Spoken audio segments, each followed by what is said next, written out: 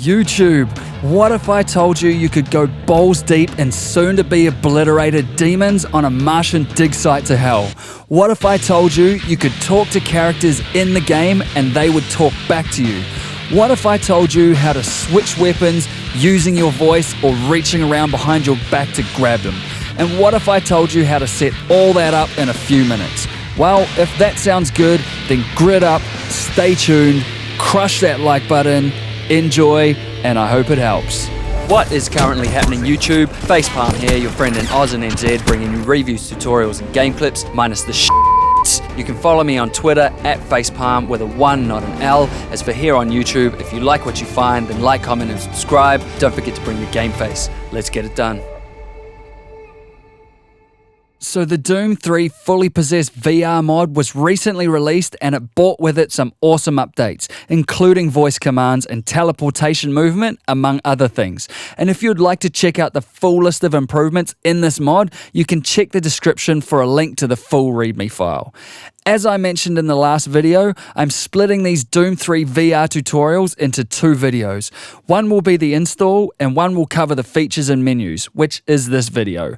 That's because the install remains generally the same, but new features are added all the time. So this is the features and menus video, and if you want to see the install video, check the description for a link, and it will take you directly to that install video, which you will need to watch if you haven't already.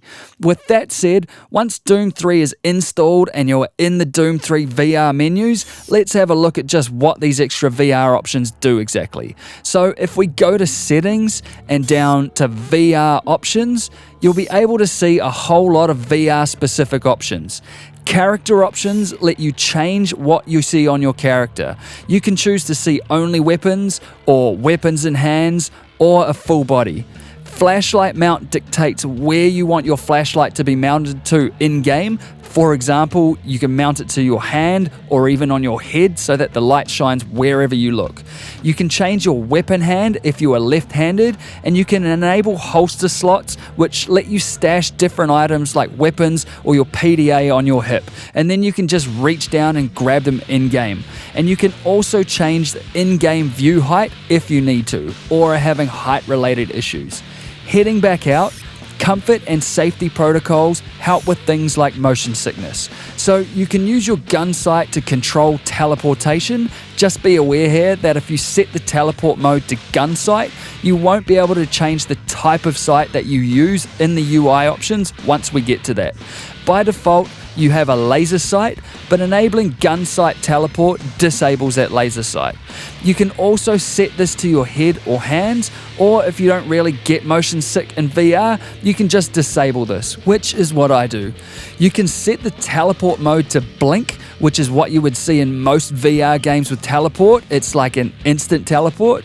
Or you can set it to a QuakeCon style mode, which is kind of like a fast zoom and is really cool if you're using teleportation. Turning mode is by default set to your analog sticks on the touch controllers and is smooth turning. But if you get motion sickness, you can set this to snap turning and choose the amount of snap you would like up to a full 180-degree snap turn. And real-life turning means that no artificial locomotion will be used. You'll have to turn in real life to turn in-game. You can adjust the walk speed in-game, so if your character walks too fast and it makes you feel ill, then try setting this to a lower value, but too low and you might as well be using teleport. There are various motion sickness aids, including Chaperone, which uses the Rift's Chaperone boundaries to create a static point of reference. So whenever you move in-game, the blue Chaperone boundaries will appear. Reduce FOV narrows your field of view in-game. Black screen creates a black screen when you move that obscures most of your vision. Slow motion movement will slow down time a fraction whenever you move. And you can also set combinations of some or all of these. There is also a third-person movement mode, which means that when you are standing still in game, you will be in a first-person view. But then when you move forward using the analog sticks, you will change to a third-person view until you stop, and then you'll drop back into a first-person view. Knockback and head kick means you will get knocked back or your head will kick backwards when you get hit by an enemy in game. I just leave these to default as I find them quite distracting, but if you want that extra level of realism, it's there if you want it. Step smooth makes going up and down stairs and ladders much smoother, and this is enabled by default, which is good, because if you walk up and down stairs with this disabled, it is quite jarring.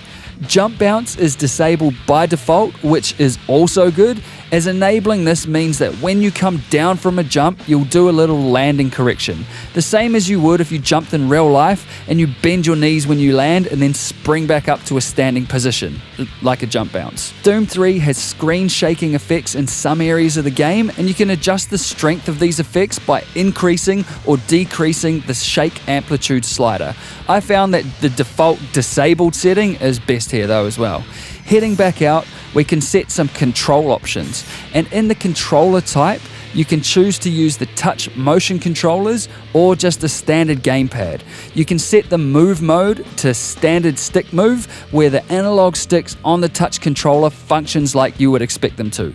Or you can set it so that when you stop moving and then start moving again, you will move in the direction whatever option you choose here. For example, if you set look equals forward, then you will move forward in whatever direction you are looking. And offhand equals forward means you will move forward in whatever direction your non-weapon hand or offhand is facing.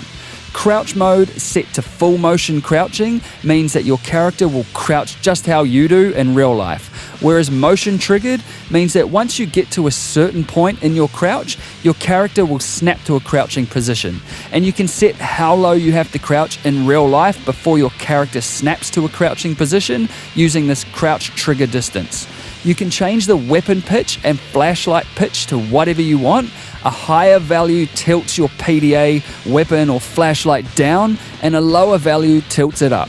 I definitely found the default value of 15 to be best here though, and the talk mode dictates how you interact using your voice.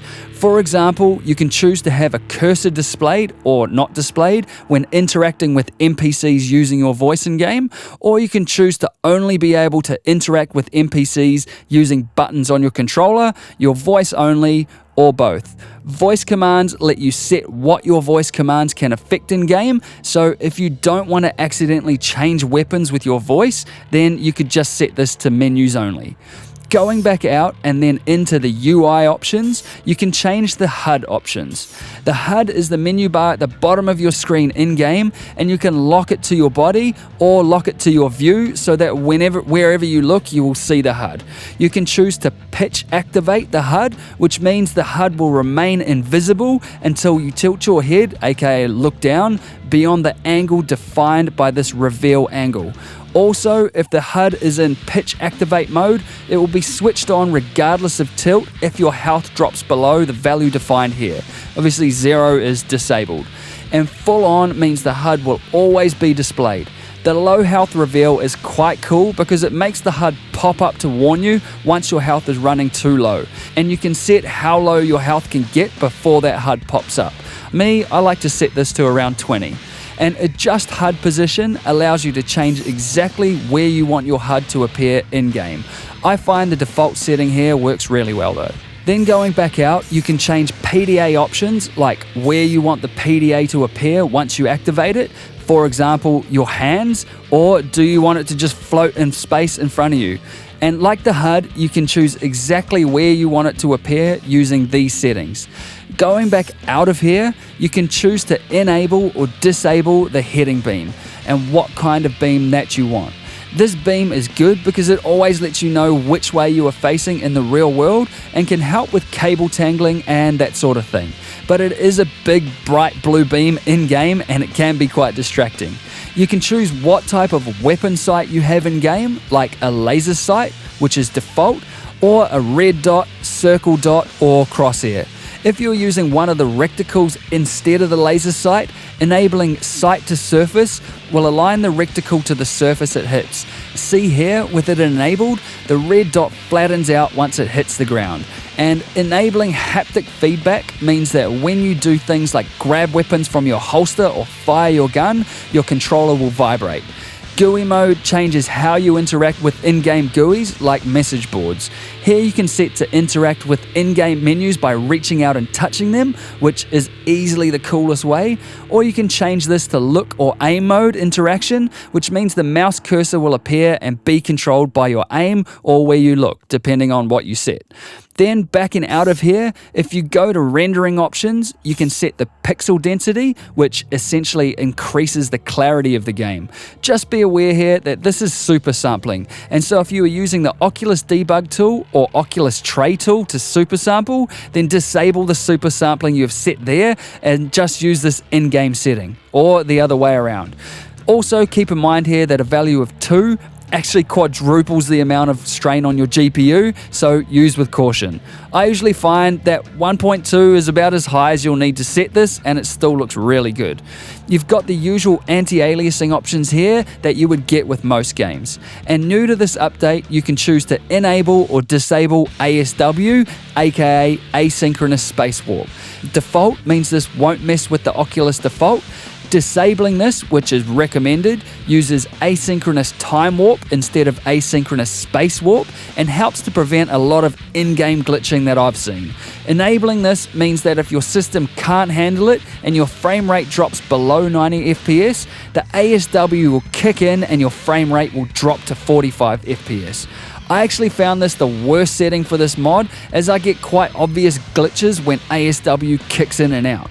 Or you can set this to always use ASW and ATW, where your frame rate will be permanently locked to 45 FPS. Me, I just leave this to disabled and lower the in-game graphics where needed. And I'm using a GTX 1070 and it looks stunning with the settings I'm showing you here. In-game GUIs can look flat. Enabling this 3D GUI setting can add some depth, though you can disable this if you don't like the effect. And the chaperone setting here lets you choose when you want the blue chaperone boundaries to appear. For instance, you can leave them always on, or you can set the boundaries to only appear when you are throwing a grenade or whatever. Backing out of this menu, you can change profile options, and these relate to your Oculus Home profile that you would have set up when you first installed Oculus Home, or when you change the chaperone or sensor settings from Oculus Home. I just leave all these to default, but you can change them if you want. Of note at the bottom here is the world scale adjust, where you can change the scale of everything in-game if things look too big or small or just generally out of whack. Heading right back out of here to the system options, you have the usual settings, and I would recommend leaving these as default, especially this soft shadows option, as I've found it wreaks all kinds of havoc on my performance when it's enabled. The game looks great with all of these just how they are, though the brightness and volume can harmlessly be changed if you like.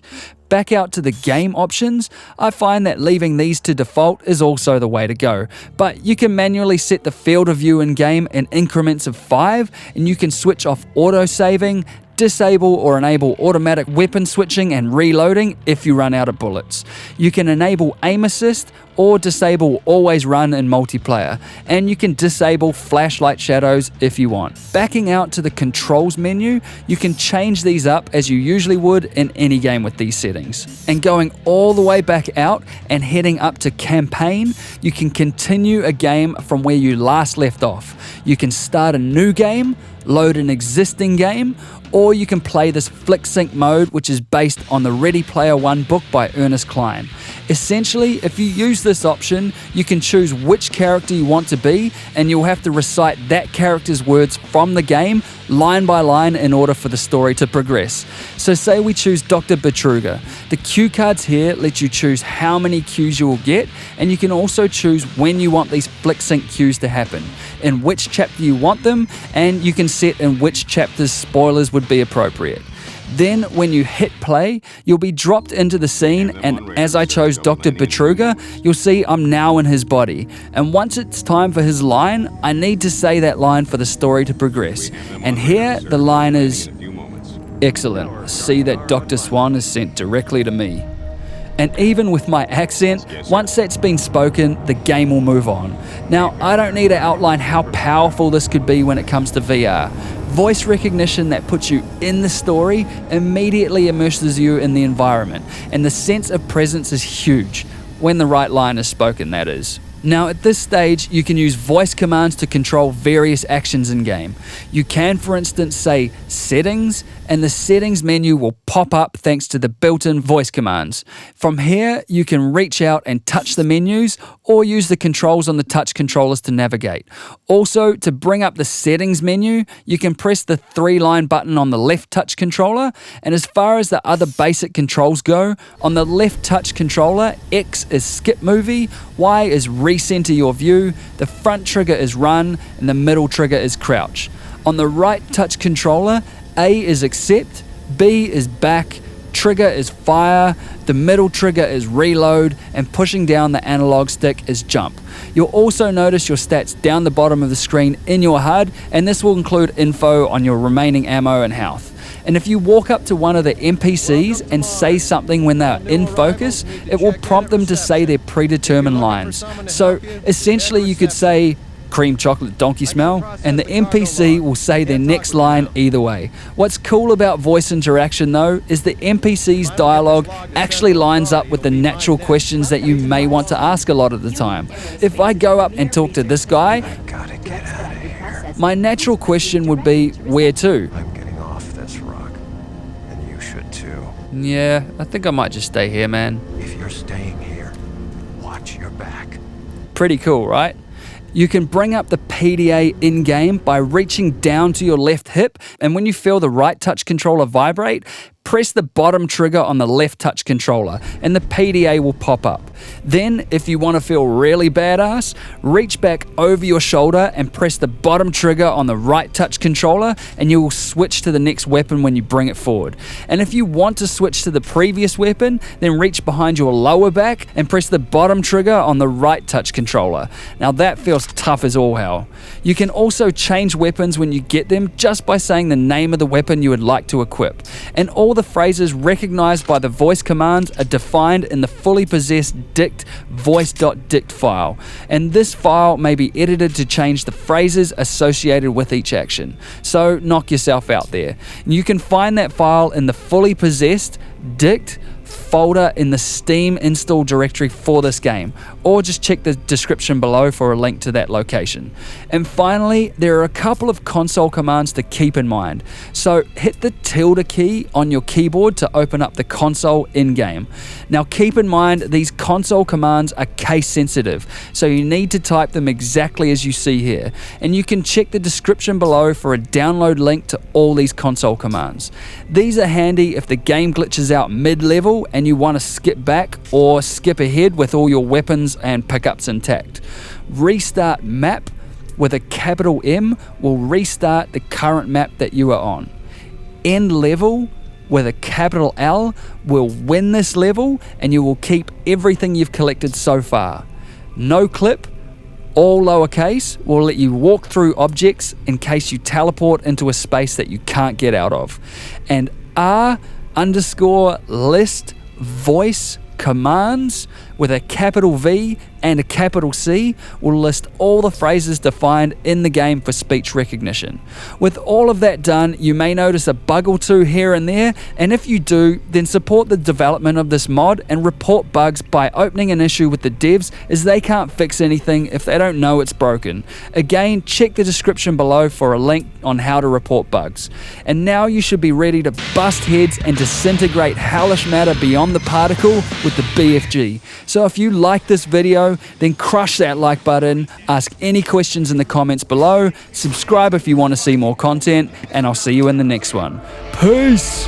Thanks for watching today's video. Just remember you can follow me on Twitter at facepalm with a 1, not an L. As for here on YouTube, if you like what you find, then like, comment and subscribe, but don't forget to bring your game face. Facepalm out.